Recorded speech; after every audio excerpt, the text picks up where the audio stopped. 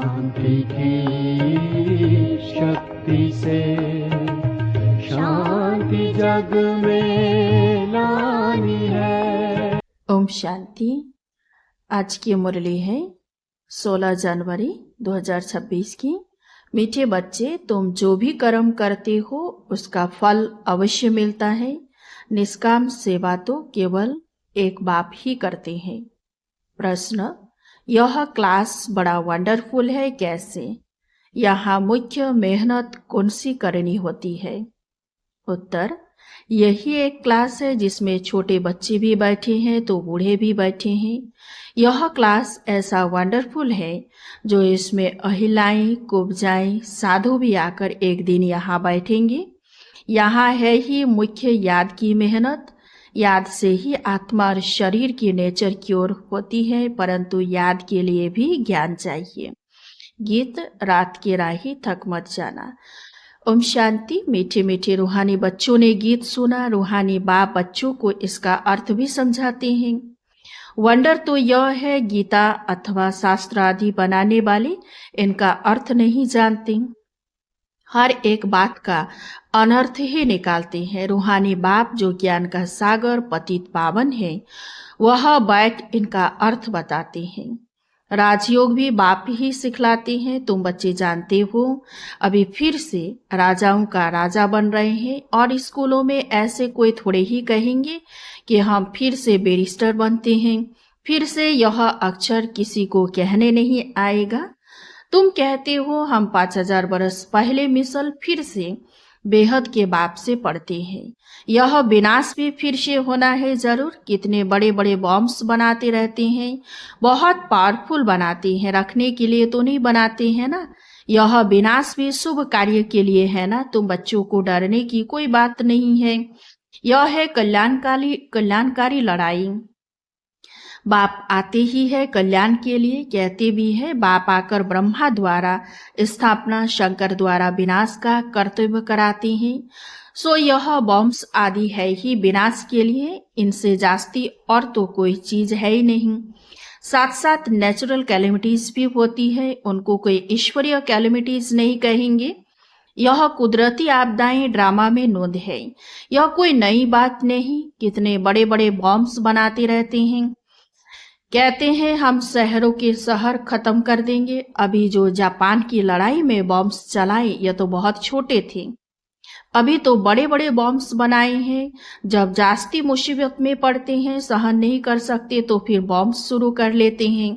कितना नुकसान होगा वह भी ट्रायल कर देख रहे हैं, अरबों रुपया खर्च करते हैं। इन बनाने वालों की तनख्वाह भी बहुत होती है। तो तुम बच्चों को खुशी होनी चाहिए, पुरानी दुनिया का ही विनाश होना है। तुम बच्चे नई दुनिया के लिए पुरुषार्थ कर रहे हो।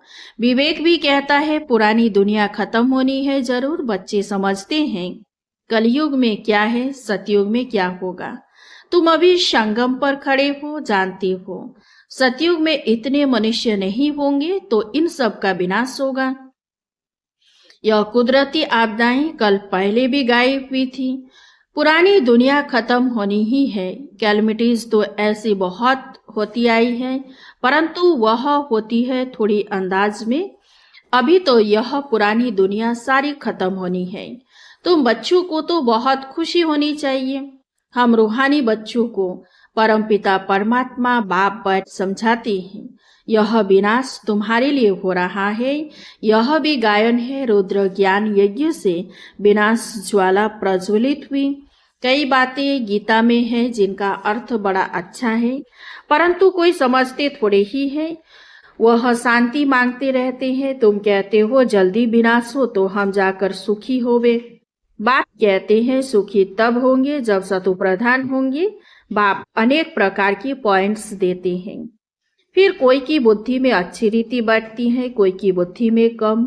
बुढ़िया समझती है शिव बाबा को याद करना है, बस उनके लिए समझाया जाता है अपने को आत्मा समझ, बाप को याद करो। फिर भी वर्षा तो पा लेती है, साथ में रहती है। प्रदर्शनी में सब आएंगे। अजामिल जैसी पाप आत्माओं, गणिकाओं आदि सबका उद्धार होने का है। बेहतर भी अच्छे कपड़े पहनकर आ जाते हैं। गांधी जी ने अछूतों को फ्री कर दिया, साथ में खाते भी हैं। बाप तो और भी मना नहीं करते हैं, समझते हैं इन्हों का भी उद्धार करना ही है।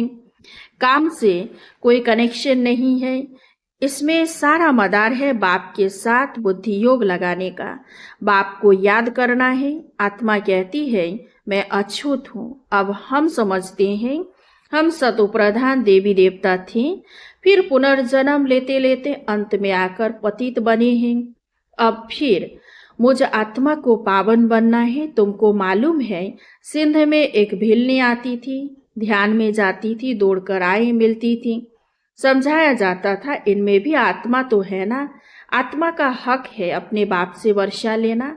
उनके घर वालों को कहा जाए इनको ज्ञान उठाने दो। बोले हमारी बिरादरी में हंगामा होगा। डर के मारे उनको ले गए।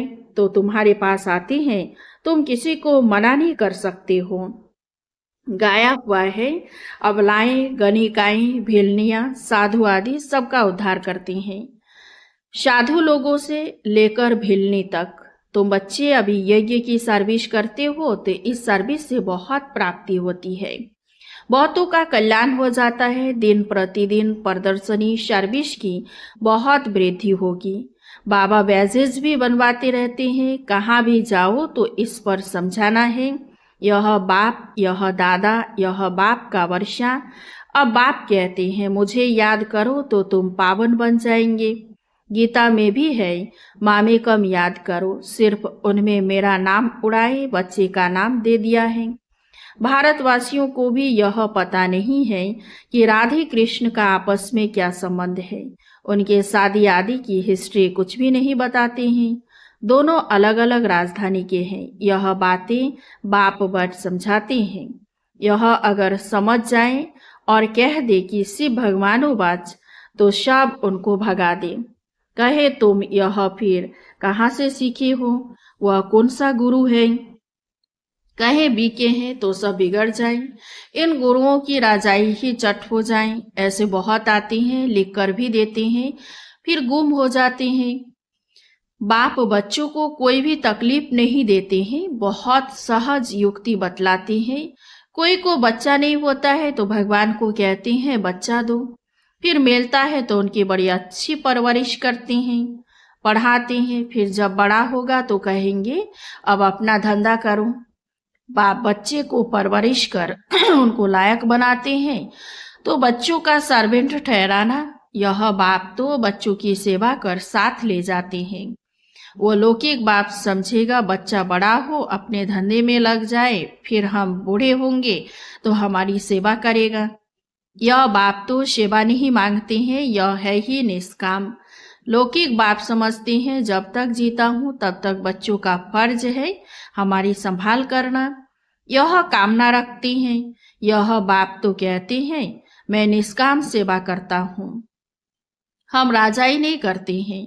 मैं कितना निष्काम हूँ और जो कुछ भी करते हैं तो उसका फल उनको जरूर मिलता है। यह तो है सबका बाप। कहते हैं मैं तुम बच्चों को स्वर्ग की राजाई देता हूँ, तुम कितना उच्च पद प्राप्त करते हो। मैं तो सिर्फ ब्रह्मांड का मालिक हूँ, सो तो तुम भी हो, परंतु तुम राजाई लेते हो और गंवाते हो। हम राजाई नहीं लेते हैं न गंवाते हैं। हमारा ड्रामा में यह पार्ट है। तुम बच्चे सुख का वर्षा पाने का पुरुषार्थ करते हो, बाकी सब सिर्फ शांति मांगते हैं। वो गुरु लोग कहते हैं सुख काग विष्ठा समान है, इसलिए वह शांति ही चाहते हैं। वह यह नॉलेज उठा न सके, उनको सुख का पता ही नहीं है। बाप समझाते हैं शांति और सुख का वर्षा देने वाला एक मैं ही हूँ। सतयुग त्रेता में गुरु होता नहीं, वहाँ रावण ही नहीं, वह है ही ईश्वरीय राज्य। यह ड्रामा बना हुआ है। यह बातें और किसी की बुद्धि में बैठेगी नहीं। तो बच्चों को अच्छी रीति धारण कर और उच्च पद पाना है। अभी तुम हो संगम पर, जानते हो नई दुनिया की राजधानी स्थापन हो रही है, तो तुम हो ही संगम युग पर, बाकी सब है कलयुग में। वह तो कल्प की आयु ही लाखों वर्ष कह देते हैं, घोर अंधियारी में है ना। गाया भी हुआ है कुंभकर्ण की नींद में सोए पड़े हैं। विजय तो पांडवों की ही गाई हुई है। तुम हो ब्राह्मण, यज्ञ ब्राह्मण ही रचते हैं। यह तो है सबसे बड़ा बेहद का भारी ईश्वरीय रुद्र यज्ञ। वह हद के यज्ञ अनेक प्रकार के होते हैं, यह रुद्र यज्ञ एक ही बार होता है। सतयुग त्रेता में फिर कोई यज्ञ होता नहीं, क्योंकि वहाँ कोई आपदा आदि की बात नहीं। वह सब है हद के यज्ञ, यह है बेहद का। यह बेहद बाप का रचा हुआ यज्ञ है, जिसमें बेहद की आहुति पड़नी है। फिर आधा कल्प कोई यज्ञ नहीं होगा, वहाँ रावण राज्य ही नहीं। रावण राज्य शुरू होने से फिर यह सब शुरू होते हैं। बेहद का यज्ञ एक ही बार होता है, इनमें यह सारी पुरानी सृष्टि स्वाहा हो जाती है। यह है बेहद का रुद्र ज्ञान यज्ञ। इसमें मुख्य है ज्ञान और योग की बात। योग अर्थात याद। याद अक्षर बहुत मीठा है, योग अक्षर कॉमन हो गया है। योग का अर्थ कोई नहीं समझते हैं, तुम समझा सकते हो। योग अर्थात बाप को याद करना है। बाबा आप तो हमको वर्षा देते हैं बेहद का। आत्मा बात करती है, बाबा आप फिर से आए हो, हम तो आपको भूल गए थे, आपने हमको बादशाही दी थी, अब फिर आकर मिले हो, आपकी श्रीमत पर हम जरूर चलेंगे। ऐसे ऐसे अंदर में अपने साथ बातें करनी होती है। बाबा आप तो हमें बहुत अच्छा रास्ता बताते हो, हम कल्प कल्प भूल जाते हैं, अभी बाप फिर अभूल बनाते हैं, इसीलिए अब बाप को ही याद करना है। याद से ही वर्षा मिलेगा। मैं जब सम्मुख आता हूँ तब तुमको समझाता हूँ, तब तक गाते रहते हैं, तुम दुख करता सुख करता हूँ। महिमा गाते हैं, परंतु न आत्मा को न परमात्मा को जानते हैं। अभी तुम समझते हो, इतनी छोटी बिंदी में अविनाशी पार्ट नोंधा हुआ है, यह भी बाप समझाते हैं।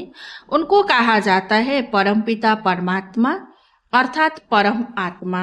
बाकी कोई बड़ा हजारों सूर्य मिसल नहीं हूँ, हम तो टीचर मिसल पढ़ाते रहते हैं। कितने ढेर बच्चे हैं, यह क्लास तो देखो कितना वंडरफुल है। कौन कौन इसमें पढ़ते हैं, अबलाई कुब्जाएं साधु भी एक दिन आकर बैठेंगे, बुढ़ियाएं छोटे बच्चे आदि सब बैठे हैं। ऐसा स्कूल कभी देखा? यह है याद की मेहनत, यह याद ही टाइम लेती है। याद का पुरुषार्थ करना यह भी ज्ञान है ना।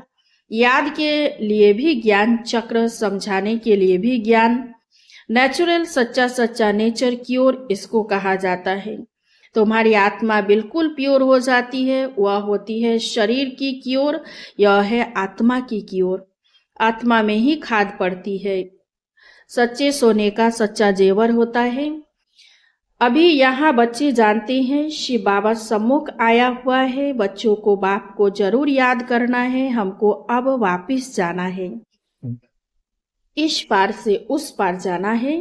बाप को, वर्षे को और घर को भी याद करो। वह है स्वीट साइलेंस होम। दुख होता है अशांति से, सुख होता है शांति से। सतयुग में सुख शांति संपत्ति सब कुछ है, वहाँ लड़ाई झगड़े की बात ही नहीं। बच्चों को यही पूर्णा होना चाहिए, हमको शतुप्रधान सच्चा सोना बनना है, तभी उच्च पद पाएंगे। यह रूहानी भोजन मिलता है, उसको फिर उगारना चाहिए। आज कौन सी मुख्य पॉइंट सुनी, यह भी समझाया। यात्राएं दो होती है, रूहानी और जिस्मानी। यह रूहानी यात्रा ही काम आएगी। भगवान उवाच मन मना भव। अच्छा मीठे मीठे शिकिलधे बच्चों प्रति माता पिता बाप दादा का याद प्यार और गुड मॉर्निंग। रूहानी बाप की रूहानी बच्चों को नमस्ते। हम रूहानी बच्चों की रूहानी बाप दादा को याद प्यार गुड मॉर्निंग, नमस्ते नमस्ते नमस्ते।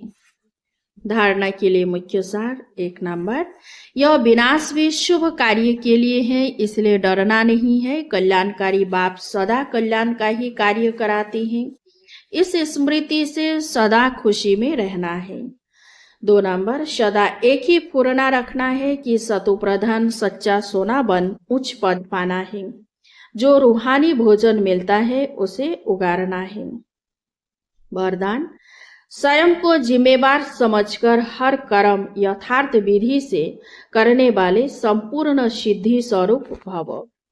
इस समय आप संगम युगी श्रेष्ठ आत्माओं का हर श्रेष्ठ कर्म सारे कल्प के लिए विधान बन रहा है, तो स्वयं को विधान के रचयिता समझकर हर कर्म करो। इससे अलबेलापन स्वतः समाप्त हो जाएगा। संगम युग पर हम विधान के रचयिता जिम्मेवार आत्मा है, इस निश्चय से हर कर्म करो तो यथार्थ विधि से किए हुए कर्म की संपूर्ण सिद्धि अवश्य प्राप्त होगी।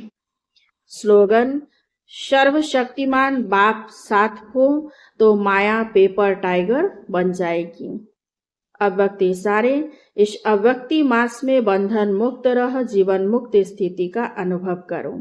सदा जीवन मुक्त रहने का सहज साधन है मैं और मेरा बाबा, क्योंकि मेरे का ही बंधन है। मेरा बाबा हो गया तो सब मेरा खत्म। जब एक मेरा मैं सब मेरा समाप्त हो गया तो बंधन मुक्त हो गए। तो यही याद रखना कि हम ब्राह्मण जीवन मुक्त आत्मा है। अच्छा, ओम शांति। इस चैनल को सब्सक्राइब कीजिए, लाइक कीजिए, कमेंट कीजिए और शेयर कीजिए।